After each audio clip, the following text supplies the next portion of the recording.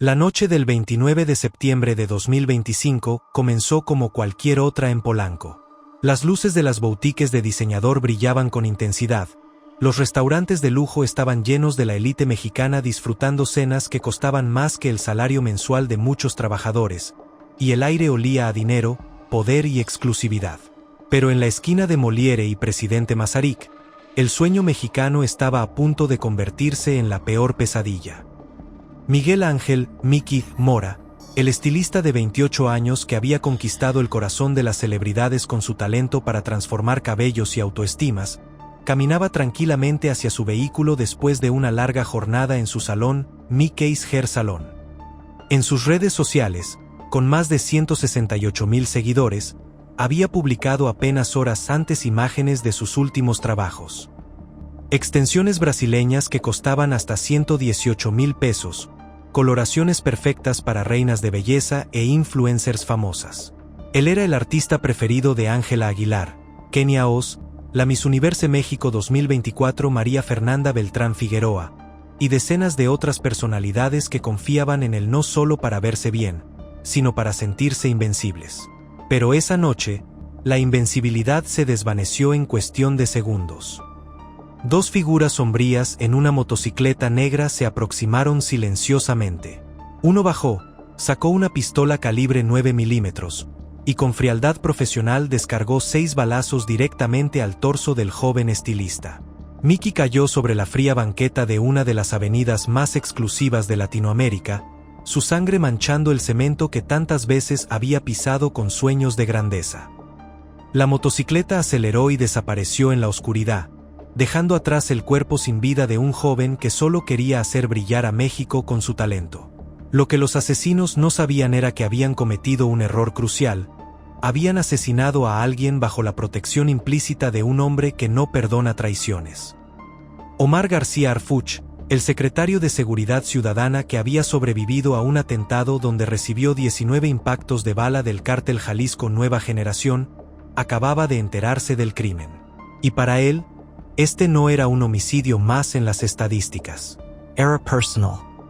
Mientras la Fiscalía General de Justicia de la Ciudad de México abría la carpeta de investigación por homicidio doloso y los peritos recolectaban los casquillos en la escena del crimen, el equipo de inteligencia de Harfuch ya se movía en las sombras.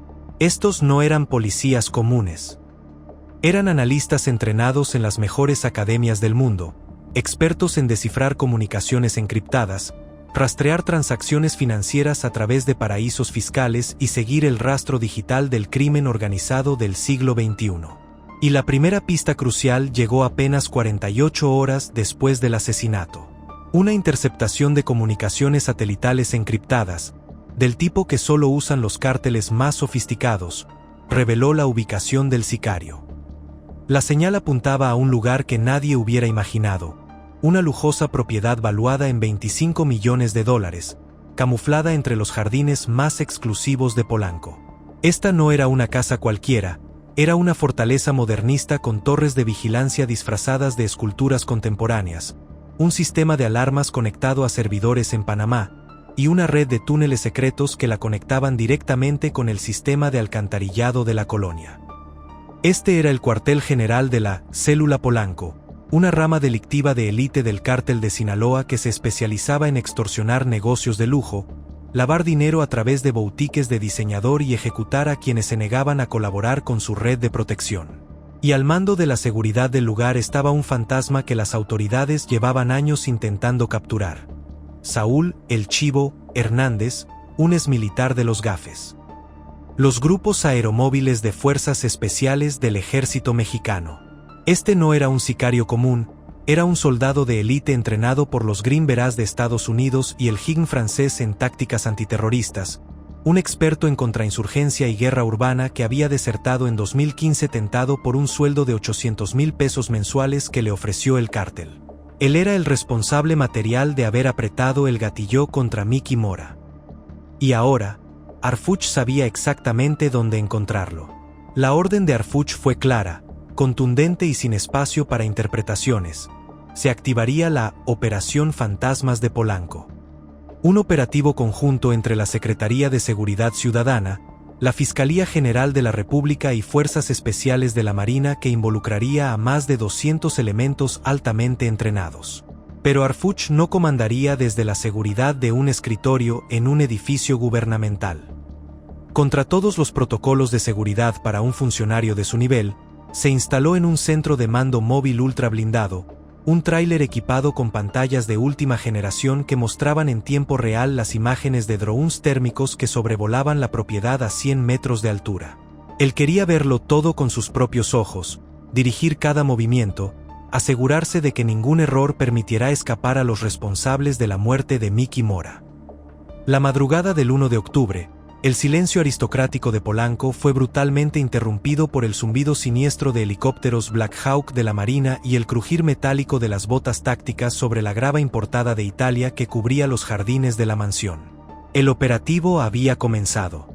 Los primeros en avanzar fueron los elementos de fuerzas especiales, moviéndose con precisión quirúrgica entre los árboles de jacaranda centenarios. Pero los criminales estaban mejor preparados de lo que anyone hubiera anticipado. No eran simples halcones o pistoleros comunes, eran un ejército privado de 24 guardaespaldas altamente capacitados, armados con AK-47 rusos, drones DJI equipados con cámaras infrarrojas, y minas clásicas escondidas estratégicamente en los senderos jardín. La primera ráfaga de fuego de alto poder iluminó la noche como si fuera fuegos artificiales mortales. Balas trazadoras surcaron el aire denso, destrozando las fachadas de mármol de la mansión y convirtiendo los ventanales en lluvias de cristales afilados. Un oficial de la Secretaría de Seguridad Ciudadana cayó herido en la pierna, gritando por su radio: "Son profesionales. Tienen posiciones elevadas y entrenamiento militar". Los vecinos de Polanco, desde sus mansiones valuadas en $15 millones cada una, comenzaron a reportar desesperadamente las detonaciones que sonaban como una guerra en Medio Oriente había llegado a su patio trasero. Harfuch, desde su tráiler de mando con el rostro iluminado por el resplandor de las pantallas, no titubeó ni un segundo. Autorizó inmediatamente el uso de granadas de aturdimiento 84, que estallaron con flashes cegadores de 7 millones de candelas y ondas sónicas de 170 decibeles, dejando temporalmente ciegos y sordos a los tiradores posicionados en las torres de vigilancia.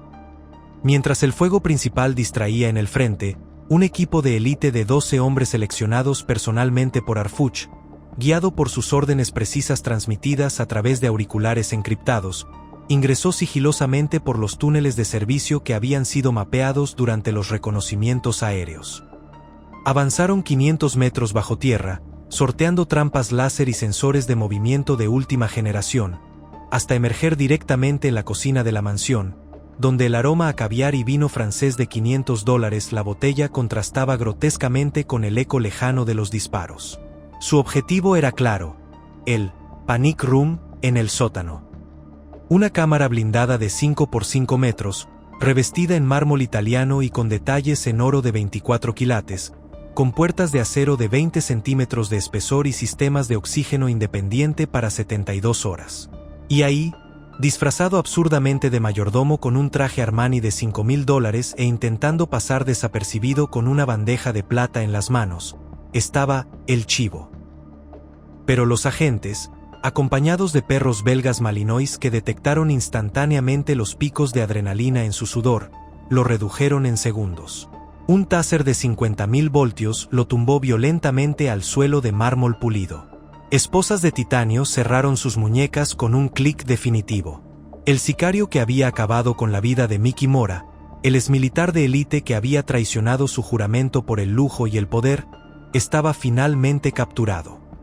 Con el Chivo, esposado y la mansión parcialmente asegurada, la verdadera dimensión de la operación criminal comenzó a revelarse. La revisión minuciosa de la propiedad descubrió un santuario del horror que heló la sangre incluso de los agentes más experimentados. En la suite principal, encontraron la motocicleta Yamaha negra específicamente utilizada en el asesinato de Miki, con restos de pólvora aún visibles en el escape y las huellas digitales frescas del sicario. El arsenal incautado era propio de un pequeño ejército: 20 rifles de asalto AR-15 modificados con supresores de sonido, 5 pistolas Glock 19 con cargadores extendidos, 10 granadas de fragmentación M60 y 7.5 millones de pesos en fajos de billetes envueltos en plástico, listos para ser utilizados como sobornos o pagos. Pero el descubrimiento más aterrador estaba en una habitación secreta detrás de un librero falso. Una pared completa cubierta con 50 fotografías de alta resolución de posibles víctimas. Empresarios exitosos de Lomas de Chapultepec, celebridades como una actriz famosa que había rechazado asistir a una fiesta narco, e incluso un diputado local fotografiado saliendo de un jade exclusivo. Entre la evidencia, una libreta negra con anotaciones en código. Aguilar. Deuda 500K. Eliminar si no paga. ¿Se refería acaso a Ángela Aguilar, una de las clientas más famosas de Mickey? La red de extorsión y muerte era más extensa y más peligrosa de lo que anyone en el gobierno había sospechado. Las declaraciones iniciales de los 9 capturados, incluyendo al jefe de seguridad de la mansión, un expolicía ministerial de 42 años que había sido corrompido con 200,000 pesos mensuales, apuntaban directamente a un cerebro en la sombra, un lugarteniente conocido solo como El Fantasma, quien supuestamente daba órdenes desde dentro del Ceferezo número 1 Altiplano, el mismo penal de máxima seguridad del que una vez escapó Joaquín, el Chapo, Guzmán. Cuando el amanecer del 2 de octubre iluminó las ruinas humeantes de la mansión, Omar García Harfuch salió frente a los medios de comunicación. Cansado pero con la firmeza inquebrantable que lo caracteriza, declaró: «Hoy la ley entró por la fuerza a donde el crimen creía estar impune. Confirmamos la captura del presunto responsable material, Saúl El Chivo Hernández. Esta no es solo una detención, es el primer hilo de una red que vamos a desmantelar por completo». Reveló que la orden del asesinato de Mickey había venido directamente de El Fantasma, desde Altiplano, por una deuda de 2 millones de pesos y una afrenta personal. Mickey se había negado categóricamente a peinar a la novia de un narco después de descubrir sus tatuajes de lealtad al cártel. En los días siguientes, la investigación se expandió exponencialmente. Cateos simultáneos en Guadalajara y Morelos descubrieron laboratorios de metanfetaminas camuflados como bodegas de cosméticos, con 2 toneladas de precursores químicos asegurados. La unidad de inteligencia financiera congeló cuentas bancarias ligadas a 10 influencers y múltiples empresas fantasma. Harfuch, en una jugada audaz, ordenó la instalación inmediata de inhibidores de señal de última generación en el penal de Altiplano y el traslado de reos clave a islas federales, cortando drásticamente las líneas de comunicación del cártel. El caso de Mickey Mora trascendió ampliamente el ámbito policial. Se convirtió en un símbolo de la lucha entre el México tradicional que aspira al progreso mediante el trabajo honesto, y el México oscuro donde el crimen se viste de diseñador y opera desde las colonias más exclusivas. Para Harfuch, representaba una victoria crucial pero también una advertencia sombría sobre la sofisticación que ha alcanzado el crimen organizado. La noche en Polanco nunca volverá a ser la misma, pero la Operación Fantasmas demostró que incluso en las zonas más doradas, la justicia puede llegar vestida de tactical, decidida a no dar ni un paso atrás en la defensa de la ley y el orden.